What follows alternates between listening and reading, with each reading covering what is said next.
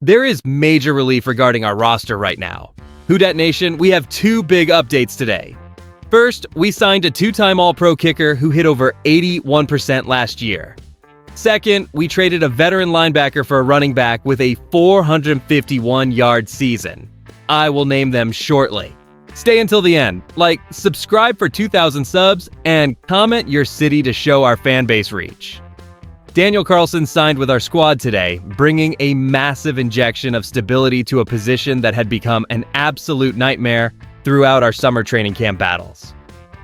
I have spent these last few weeks watching our kicking competition turn into a total disaster, as neither Charlie Smith nor Tanner Brown could prove they belonged in the NFL. Smith hovered under that 80% mark, and watching him pull that 52-yarder against Jacksonville confirmed he just was not ready for the pressure of this league. Meanwhile, Tanner Brown seemed unable to hit anything from short range, missing 4 attempts inside 40 yards during the preseason schedule. Is this really the level of performance we expected from our special teams unit? Now, the front office clearly decided enough was enough, bringing in the 31-year-old veteran who spent 8 seasons punishing opponents in Las Vegas.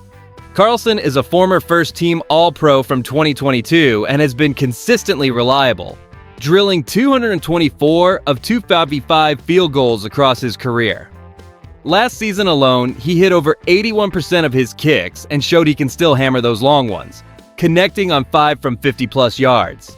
The part fans are not ready for is just how desperate our situation was before this move. I'm excited to finally have a steady foot on the roster, but I also want to pump the brakes a little until we see him execute under the bright lights of a real game snap.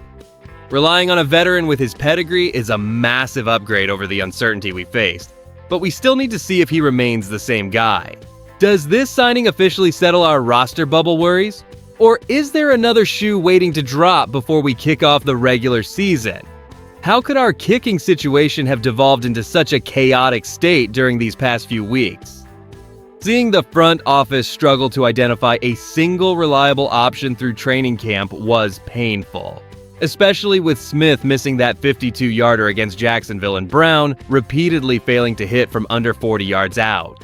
I have been tracking these misses throughout the entire preseason, and frankly, the lack of consistency was becoming a major liability for our special teams.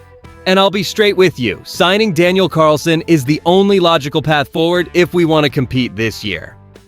His career trajectory is remarkably steady, particularly when you look at his impressive run with the Raiders, where he connected on 224 of 255 field goals. That level of production is exactly the type of veteran security we need to stabilize the locker room and ensure we are not leaving points on the field during tight contests. I am excited to see him in action, but I also want to pump the brakes a little. Let us see how he handles the pressure of his first game snap before we assume everything is perfect. The coaching staff clearly reached a breaking point, realizing that hoping for internal growth was no longer a viable strategy for this specific position on the roster. It is rare to see a team pivot this late, yet his proven ability to drill 5 from 50-plus yards last season suggests he still has plenty of distance left in his leg.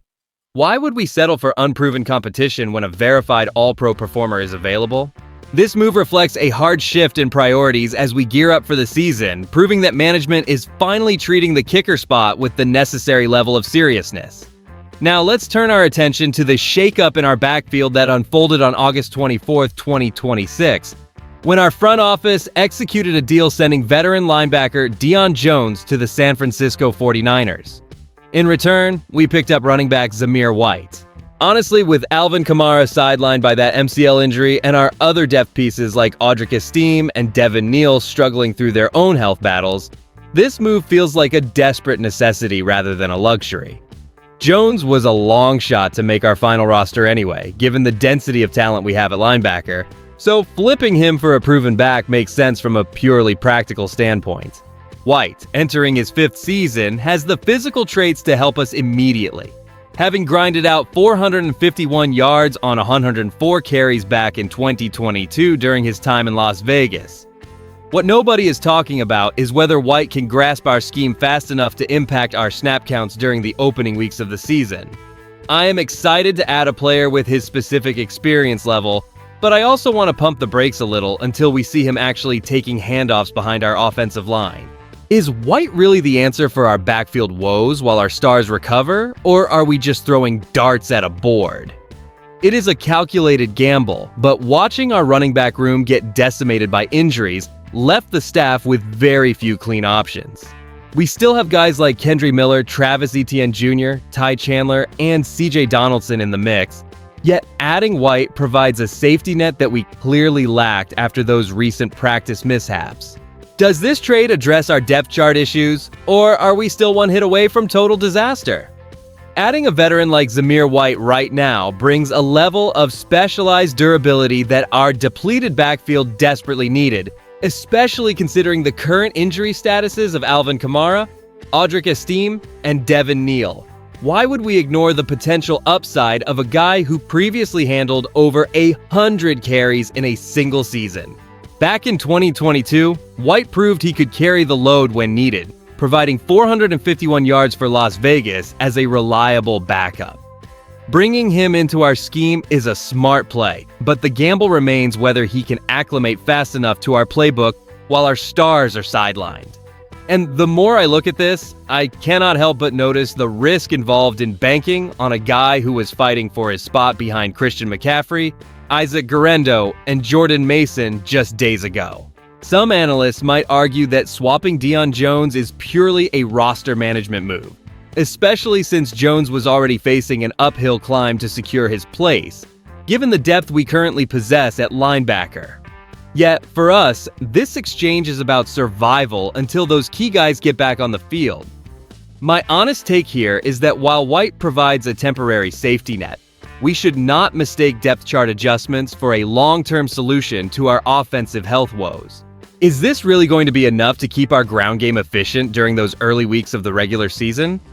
I am cautious because expecting a mid-preseason arrival to master our assignments immediately is a tall order for any player. Here is where I land on this. It is a necessary, albeit reactive maneuver to plug a hole in our roster. We must remain grounded, as the transition to a new system is never as seamless as we hoped during August. When you put both of today's stories together, the picture that emerges for our New Orleans Saints is one of a front office aggressively prioritizing immediate reliability over long-term developmental gambles.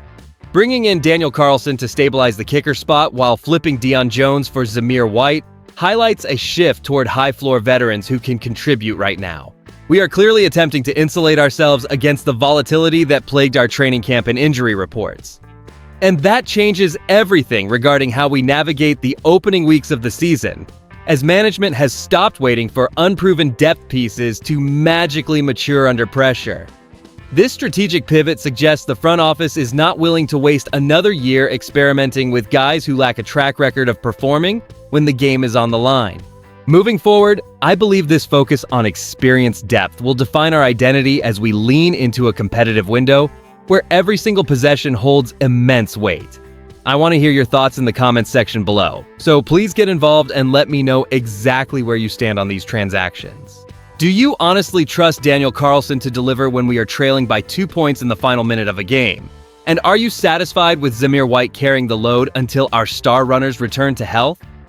I am genuinely curious to read your perspective on whether these specific roster maneuvers offer enough protection for our postseason ambitions. If you enjoyed the video, do not forget to like it and subscribe to the channel. I am still pushing toward our first 2,000 subscribers, and every one of you helps me get there. Who Dat Nation? I will see you in the next one.